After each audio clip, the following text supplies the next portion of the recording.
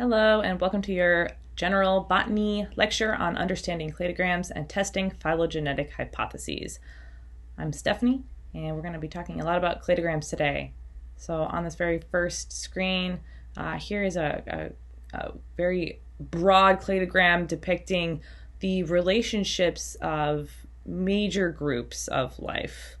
And what it's showing is the pattern of relatedness, the genealogy of these major groups. And so the way you read this is these groups that are sort of on the branches over here are more closely related to each other than any of them are to the organisms that are on the branches over here. So the closer you are on these cladograms, the more closely related you are. The learning goals of today's lecture: to know the difference between a cladogram and a phylogenetic tree, to know and be able to give examples of the 3 different types of groups and the 3 types of characters, to be able to use an outgroup to polarize the characters used to build a tree, to be able to test a phylogenetic hypothesis using parsimony analysis, which sounds really fancy, and we're going to do it, and to be able to use the resulting tree and retain or reject your null hypothesis, and be able to generally interpret the tree. Here's your new vocabulary. Feel free to pause it here. Now, this whole lecture is really dependent on the previous lecture about classification and the history of systematics. So please make sure that this is the second video you're watching of the week, or third if you watched the traveling video. Okay, well, here's a first major picture of a cladogram, and I want to show you some terms. So the overall branching pattern of a cladogram is what's called the genealogy. And a single lineage would be one branch. And so, like, here's a lineage right here that leads to D and E. Oh, here's a lineage right here that just leads to C. Okay. While the genealogy is sort of when you trace back an entire when you trace back the whole evolutionary history of a single organism. That would be its genealogy. Okay, so at each node here, and we call these branching points node, at each node, notice there's 2 lineages, one on each side. Well, each node represents a speciation event, where some organisms over time evolved into D and E, and other organisms over time evolved into A, B, and C.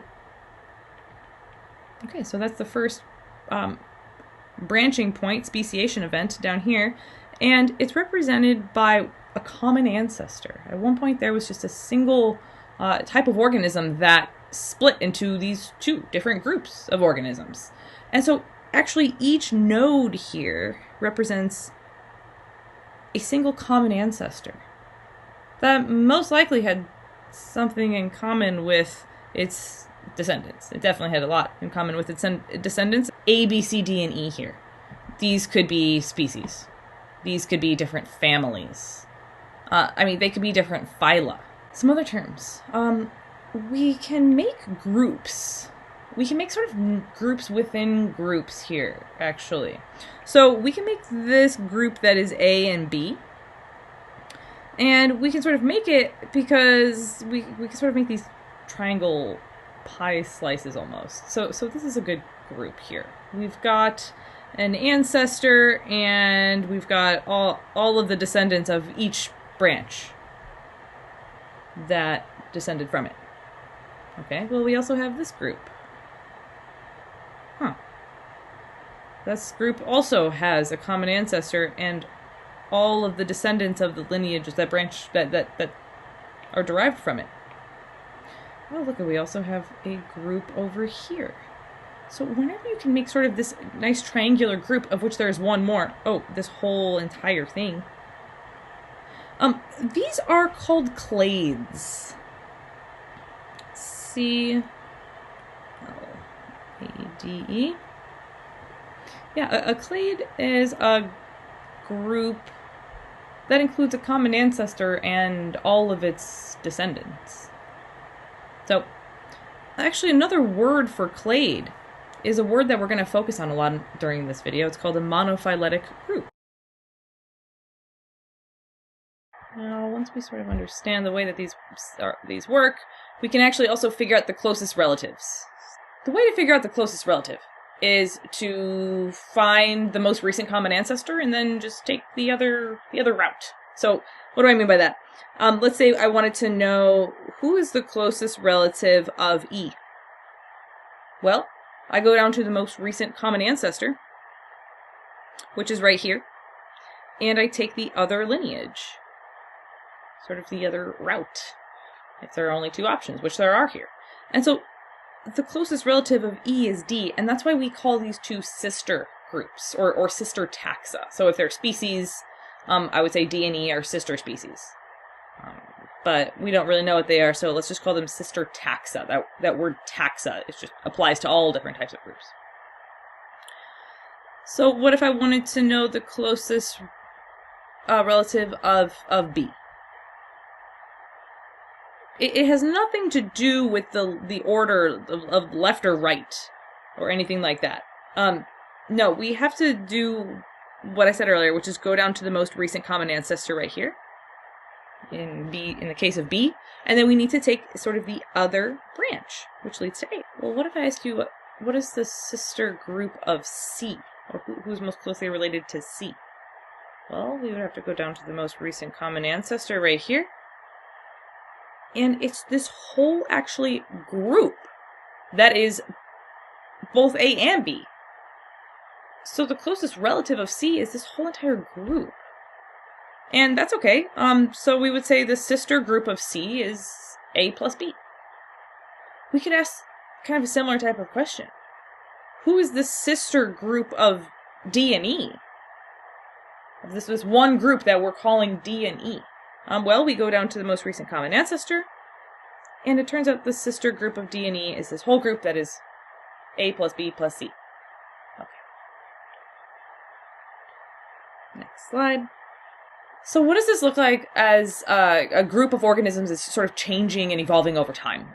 Well, here at the bottom in pink, I've got a common ancestor, and it's got two descendants represented in blue.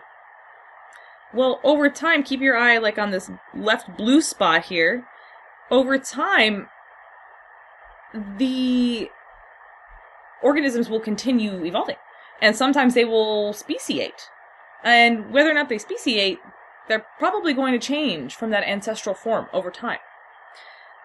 And the reason why a speciation event might occur is because there's some selective pressure in the environment that's sort of encouraging or sort of allowing for the better survival and reproduction of some morph that's better than another.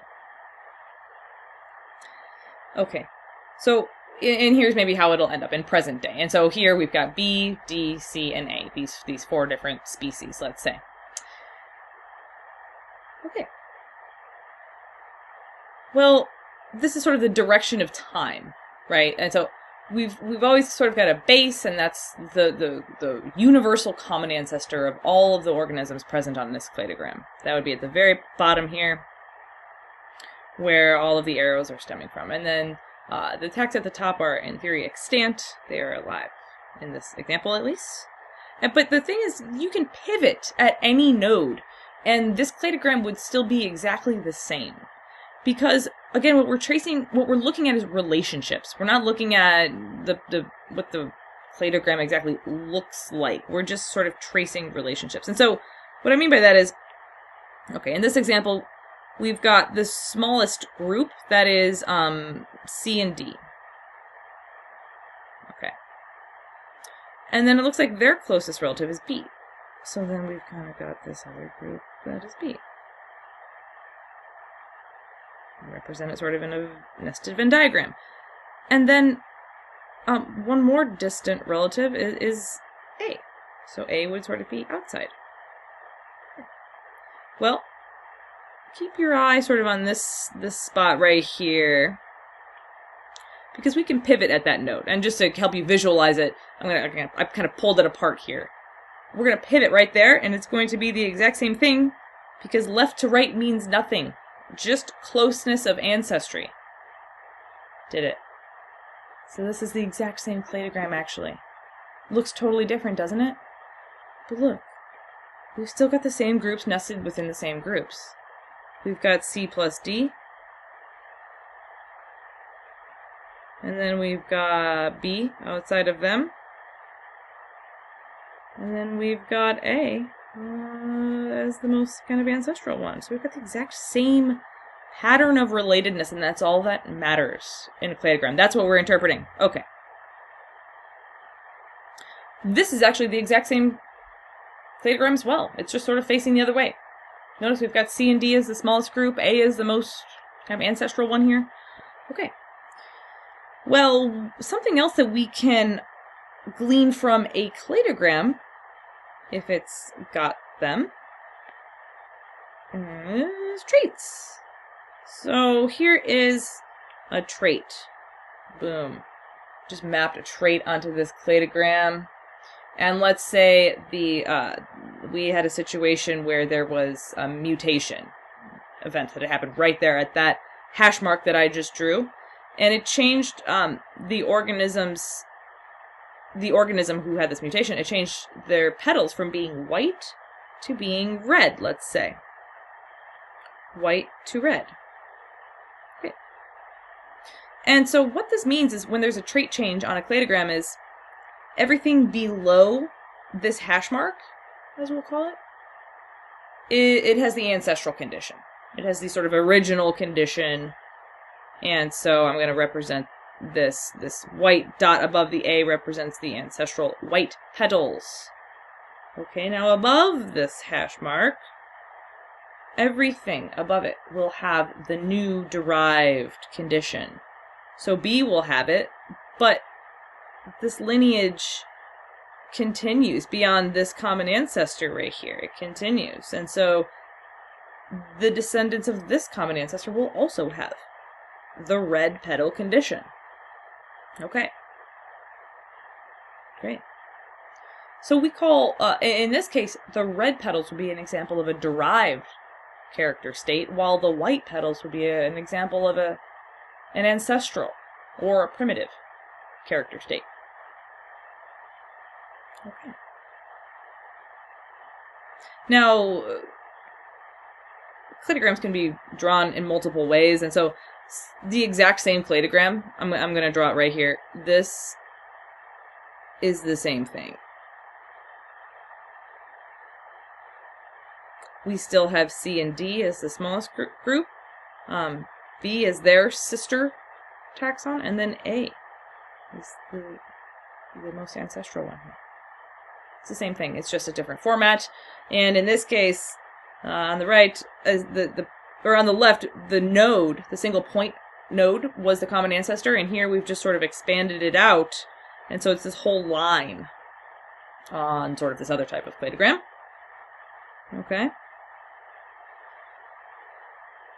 Sometimes they can be on their side, too. And now I wanted to explain the difference between a cladogram and a true phylogenetic tree. They will both depict the same relationships, if it's over the same group of interest. A cladogram, the branch lengths have no meaning, and so you're only using the cladogram for the purposes of analyzing the relatedness of some group.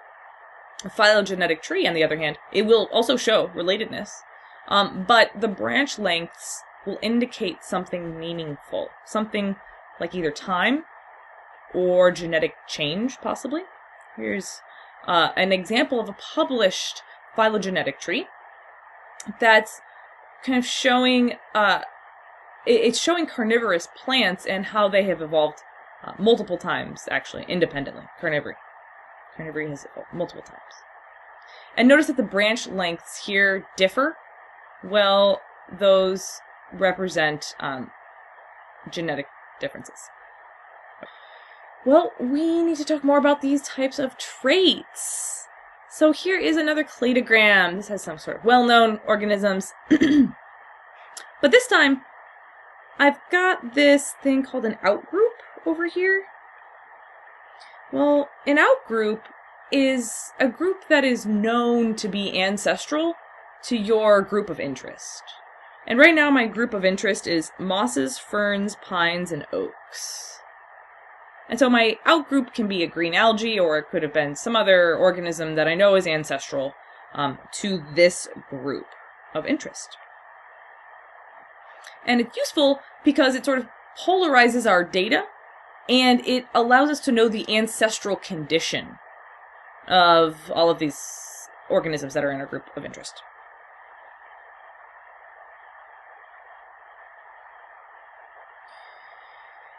Okay, so I'm going to just start by, I'm going to pick out xylem and phloem, because we've been talking about that a lot in the past few weeks.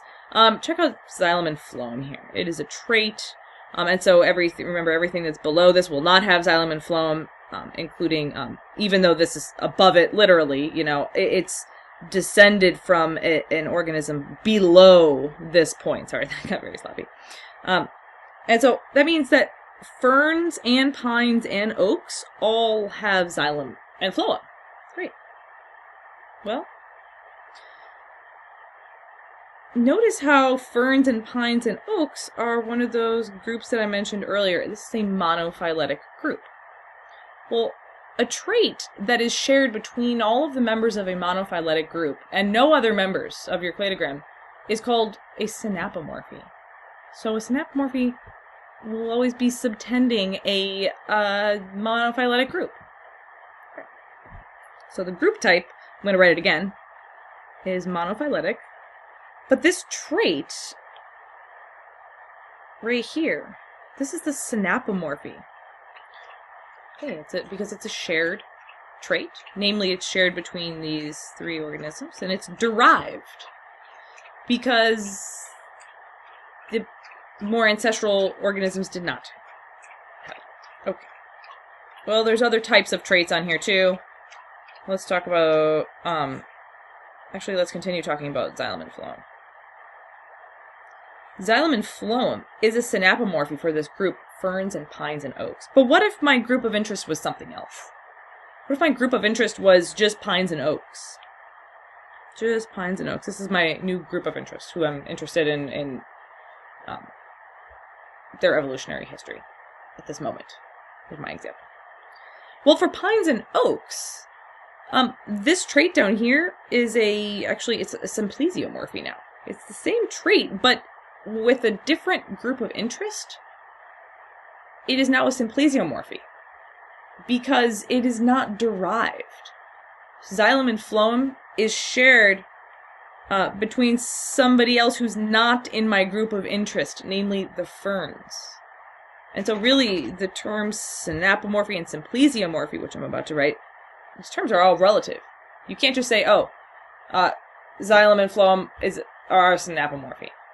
Well, they're a synapomorphy for what?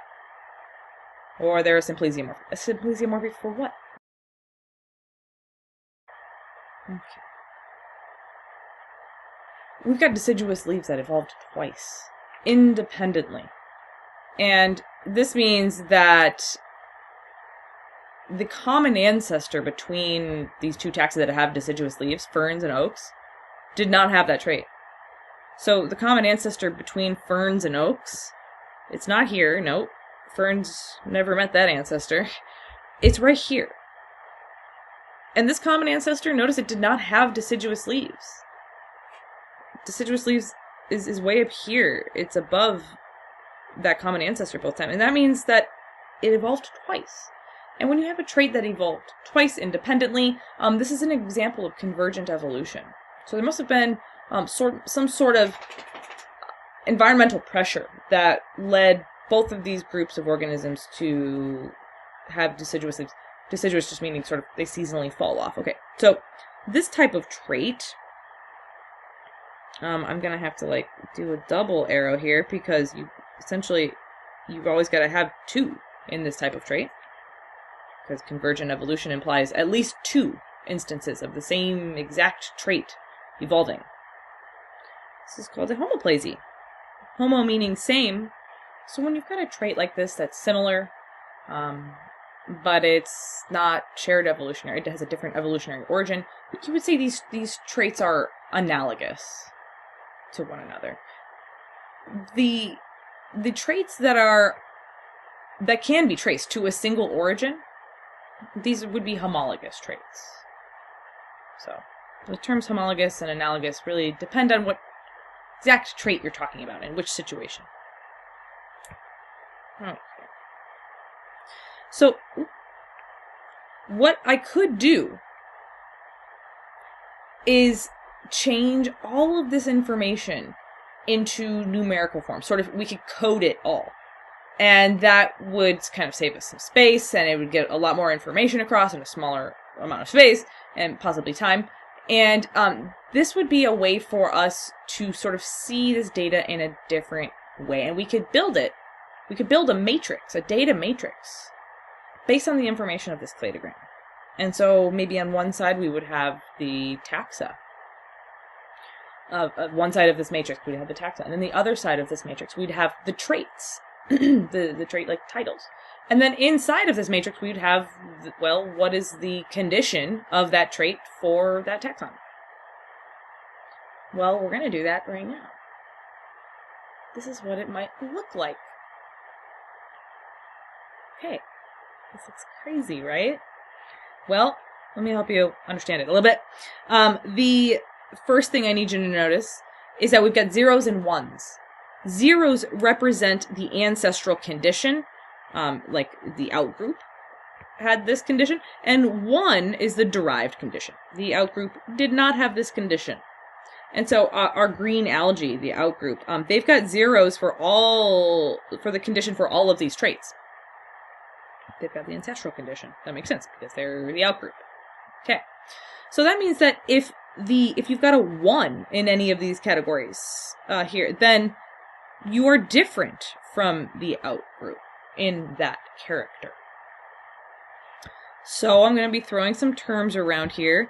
These up here are the characters, while these down here are the character states, sort of presence or absence. Okay. So if we just sort of look at the first character, embryo, according to this matrix, mosses and ferns and pines and oaks will all be different from the outgroup. And notice that on our cladogram, yes, embryo is right here at the very base of this larger group of these 4 taxa. And so that makes sense. We could also sort of look at this sort of in the other way, which would be like, let's look at this one taxon, oak. And notice that oak has the derived condition for the embryo, xylem, phloem, seeds, flowers, and deciduous leaves. That's what it should look like on the cladogram. So if we can kind of trace that back and to confirm. Here's oak, and yep, it's got deciduous leaves, flowers, seeds, xylem, and embryo. Okay. So all of these traits are mapped into this one matrix right here. Right? The fern even, which is right here. It has an embryo, yep. It's got xylem and phloem, yep.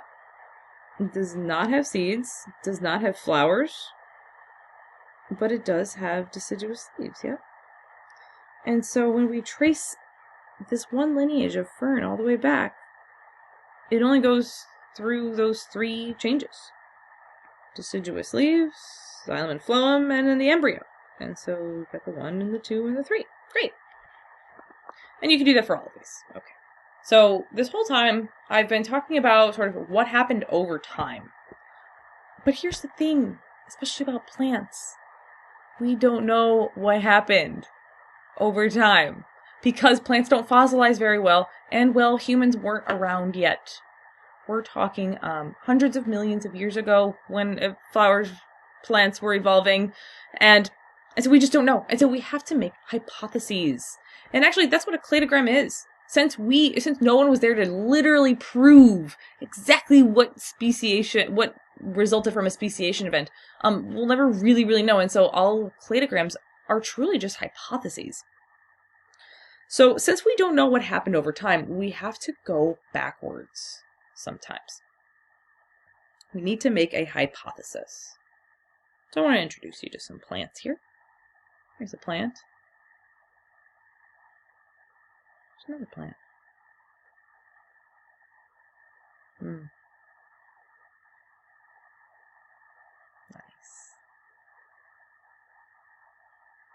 Wow. We've got 5 fantastic plants on our screen now. Just soak in that eye candy.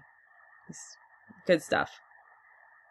Okay, maybe right away you're sort of noticing that we've got some differences between these plants. Some similarities as well. They all appear to be sort of on a single stalk. Whether or not that has leaves, it looks like that varies. And so this is all we have. We don't know how these plants evolved. We don't know their evolutionary history. And so we need to look at their morphology and observe them as closely as we possibly can, and then do our best to make a hypothesis that hopefully depicts the accurate truth. And then we can do this thing called a parsimony analysis to give us evidence for whether or not our hypothesis is right. Our cladogram is right. So how are cladograms built? Well, so we've got these 5 plants. Notice I just kind of put them in order, in some random order here, more or less. And I've just called them Q, R, S, T, and U. Notice that Q and R don't have any green on them at all. They're entirely red or red and white. S has some red, but notice it's got leaves at its base. And T also has leaves, and it looks like it's got these sort of white flower things. And then U also has green leaves at its base. You see those? And it looks like it's got some white flower things. Okay, so we're noticing some sort of similarities and some differences between these groups of organisms. And we want to know, how are these things related? And you might think, well, these ones that are entirely red, these ones that are on the left here, they have literally no green leaves. And so that seems like kind of a big deal. They're non-photosynthetic, apparently. And maybe we have this hypothesis that, yeah, Q and R are close relatives because they have this similar feature. And so that feature, maybe it evolved this one time, and then they both inherited that characteristic from their common ancestor that had this trait of being non-photosynthetic.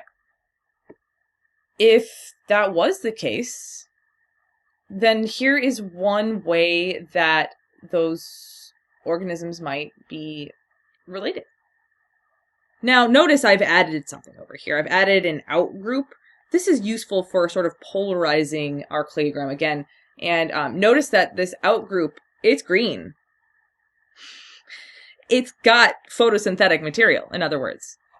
And so by having an outgroup, by having something that we know is ancestral, and it's maybe not ancestral, it's not related to our group of interest here, which is Q, R, S, T, and U. We know that we can tell that the condition of being photosynthetic was ancestral. And in this case, you know, the outgroup would have inherited it, and then at some point this common ancestor would have inherited it, and so would these. But at some point on this lineage, there was a drastic change. And now these plants were non-photosynthetic. Yeah. Okay. This is one hypothesis. But here's another possible cladogram. I've just sort of reshuffled these organisms. And we didn't have any real evidence besides that one trait of being photosynthetic or not. And so here's just another hypothesis for how these organisms are related. Here, notice I've got our 2 non-photosynthetic ones sort of spread apart from each other further. Yeah, that's just possible. Oh, and here's another one. This is just another possible hypothesis. It's showing the exact same 5 organisms. The organisms themselves haven't changed. It's just how I'm depicting their relationships. And so again, our 2 non-photosynthetic ones are sort of spread apart on this cladogram. And so you have to imagine that this condition of being non-photosynthetic, it would have had to evolve twice here. Makes it a little less believable. It's like, wow, that really the condition of of being able to survive without doing photosynthesis that evolved twice independently? It seems a little harder to believe, but maybe it's true. So I have this hypothesis. My hypothesis is that Q and R, which are our two sort of red ones, are more closely related to each other than they are to S or T or U. Well, since it's a hypothesis, we need to have a null hypothesis, something that we can falsify if we end up getting evidence. So the null hypothesis is that Q or R are more closely related to either S or T or U than they are to each other. Okay, and so there's lots of potential cladograms that can be built from these 5 organisms. We're trying to find out which one is most likely. So this cladogram here represents my hypothesis because it's showing that Q and R are most closely related to one another, more closely related to each other than either one is to S or T or U. These taxa over here, my hypothesis doesn't direct them, their relationship with one another. And so maybe S and T and U are actually switched. Maybe like any of these can be in any condition, and this cladogram would still be supporting my hypothesis, right? If U was like over here and S was over here, something like that. Because I don't mention S, T, and U in my hypothesis, at least not the relationship to one another. Okay. This would not show support for my hypothesis. Because Q and R are very separate from one another. They are not each other's closest relatives. And they also, their closest relative is all the way down here. This is their most recent common ancestor. And this recent common ancestor had many other descendants, namely S, T, and U. So this one would not support my hypothesis. This one would support the null hypothesis, this one.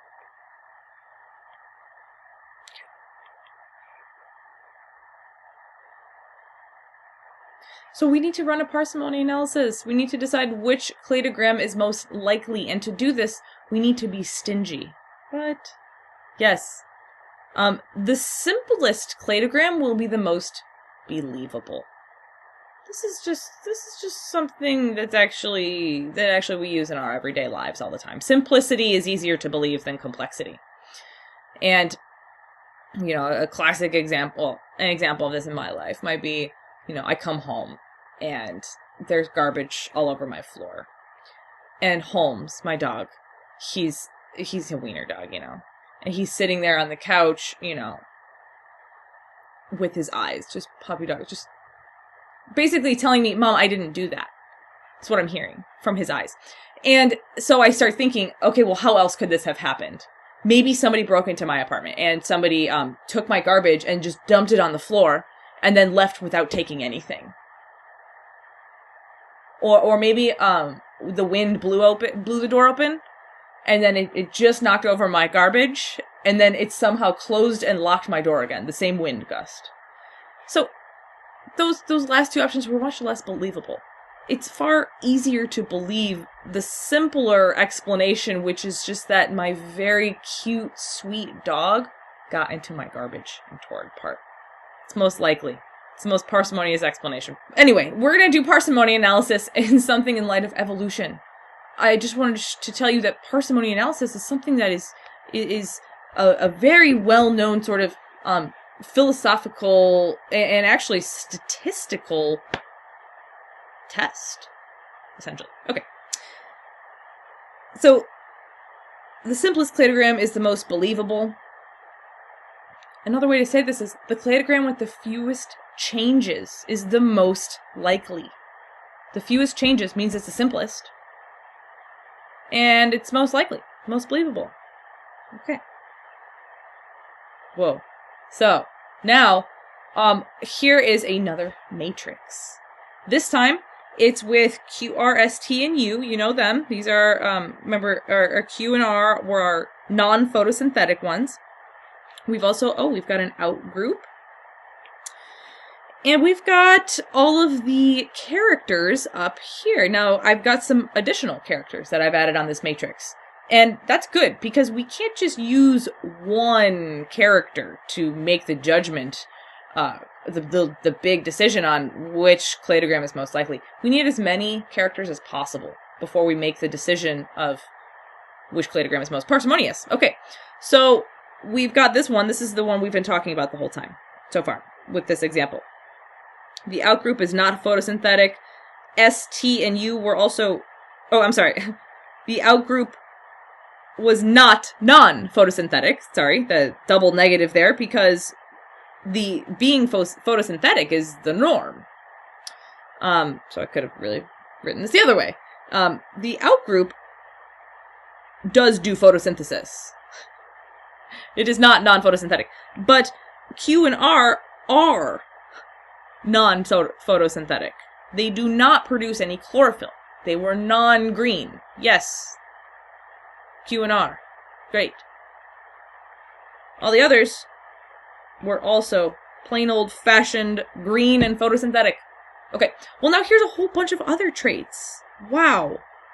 We've got petal symmetry. We've got the number of stamens. These are the male parts of a flower that produce pollen. Oh, we've even got the pollination technique. Are they a generalist or are they a specialist? Ooh, cuticle. Remember that? Maybe they'll have a waxy coating over their epidermis. We've also got flower color that differs.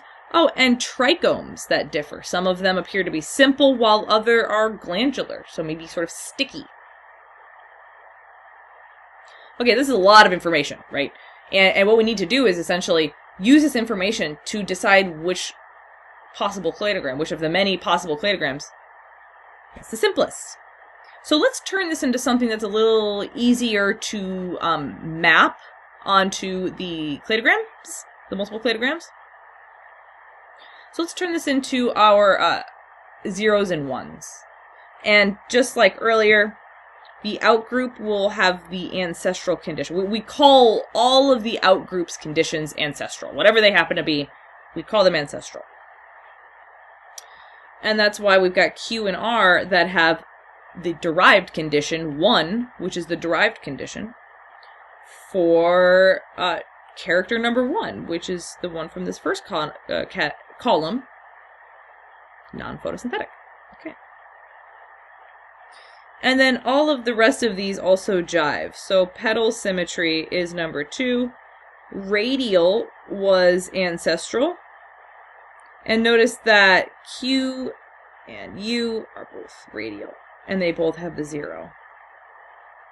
While R, S, and T were derived. They have the bilateral symmetry.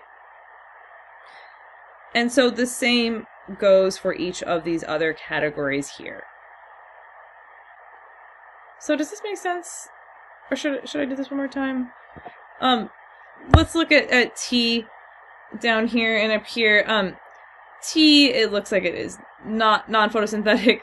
It has bilateral symmetry, 4 stamens, generalist, thin cuticle, white flower, and glandular trichomes. And so we can just sort of compare these with the ancestral state. And it looks like we're going to have, it's going to be the same for the first one. For the second one, it's going to be different. So 1. For the third one, the third category, it's going to be different because that was 10 in ancestral form. And then we've got 4th, 5th, 6th, and 7th. Same generalist, same thin, same white, and different glandular instead of simple. And that's what we should have down here. 0, 1, 1, 0, 0, 0, 1. Okay, great. Just wanted to confirm.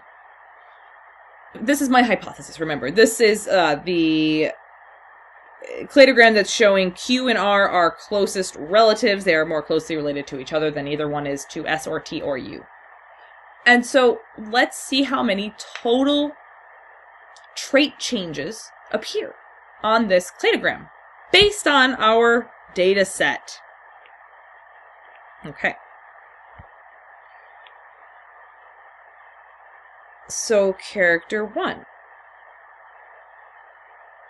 is derived in both Q and R. And so I'm going to represent this hash mark by saying, with this number 1. Okay.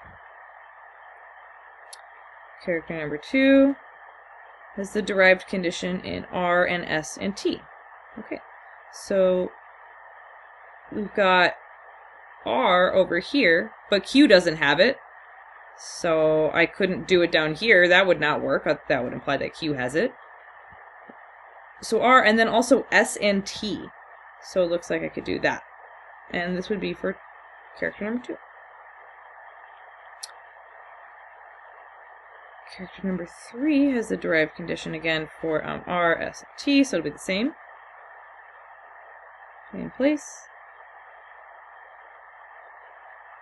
4 has Q and U,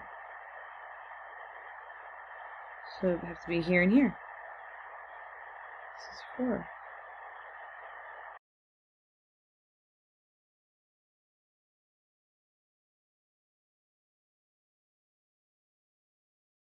So the total number of changes on this finalized cladogram, after we've mapped all of those trait changes, what we're interested in is the total number of trait changes. And that's what we need to compare between different possible cladograms. Okay, 1, 2, 3, 4, 5, 6, 7, 8, 9, 10, 11, and 12. 12 total changes.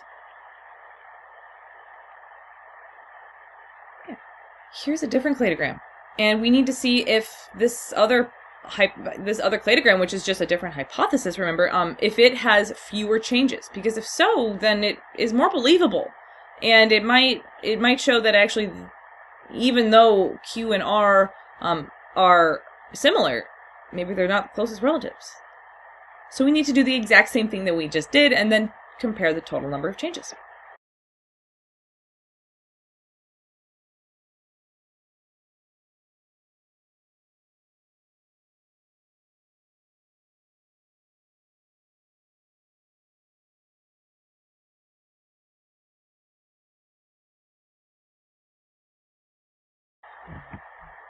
So this cladogram, this version of the pattern of relatedness of these 5 organisms, had fewer total changes. And it actually had fewer instances of convergent evolution as well. Because here, the only convergent evolution that we had really was traits number 1 and 6, it looks like. 1 and 6. Yeah. While this one had 1, 2, 3, 4, 5 instances of convergence.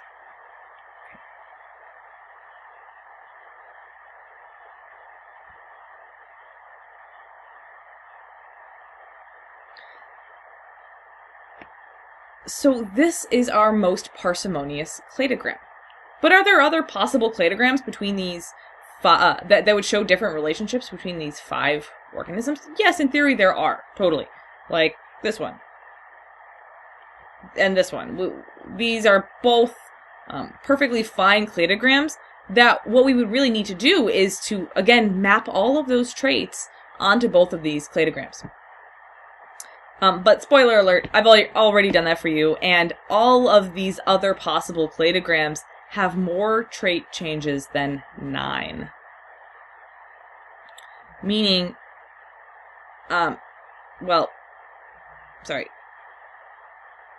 meaning that this one that had the 9 total changes, this is our most parsimonious tree. This is our most likely and therefore our most believable, because it is the simplest and therefore the most likely cladogram to be true. These ones right here would also sort of support our null. So if this is our most parsimonious tree, well, this is actually not supporting my original hypothesis. Remember, my hypothesis I was grouping Q and R together because they were both non-photosynthetic, and I thought that that was going to be really important in their evolutionary history. But it turns out that, according to this cladogram, which is more believable, actually the trait of lacking chlorophyll, being non-photosynthetic, evolved independently twice. Crazy. Okay, so here's a cleaned up version of that same exact cladogram with all of those same exact traits mapped on to show which taxa have which traits, and it shows the evolutionary pattern of relatedness in the most parsimonious cladogram. And so originally my hypothesis was involving these two right here. It was involving Q and R. And so if I were to put them into this group, this is clearly a non-monophyletic group. Because if we look at their most recent common ancestor, it's all the way down here. And we are definitely leaving some taxa out. So this type of group, which is based off of a homoplasy, here it's condition 1, which was their lack of photosynthesis. This is called a polyphyletic group. Let me do a different color. And a polyphyletic group is based off of a homoplasy. Right? The reason why someone would even think to put these two into a group based on this cladogram would be because they have some similar morphology or something like that, which here they do. Their similar morphology is the lack of photosynthesis that has apparently convergently evolved. Something else that I could have done was group S, T, and U into a group based on their presence of photosynthetic material. And since photosynthetic is an ancestral condition, remember, since the outgroup is green, we can assume that they were photosynthetic and that they have that ancestral condition. That would mean that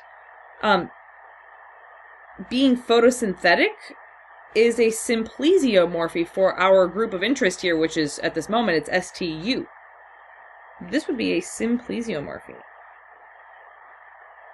Again, because it's shared amongst our members of our group of interest, but it's also shared between other taxa, namely the outgroup. And so if we were to put these into some group, we were like, oh, we want to name this group. This would also be a non-monophyletic group, because if we go to their most recent common ancestor, it's right here. And that these descendants, Q and R, are left out. And so this type of group, like, is called a paraphyletic group. This is also a non-monophyletic group. But in a paraphyletic group, unlike a polyphyletic group, the ancestor has the condition that you're basing this group on. Okay. A polyphyletic group, remember when we grouped R and Q together, the common ancestor way down here did not have their condition, and so we did not include them into this circle, that magenta circle there. Okay. Well, this has been a lot of new information, and I wanted to leave you with a couple of review slides with definitions. So go ahead and pause on these. This is pretty much what I've been talking about. But here they are in definition form, and I've even thrown in a little diagram here for more practice with those new terms. And we will, of course, continue talking about cladograms, building phylogenetic trees in our virtual lab later this week. Talk to you then.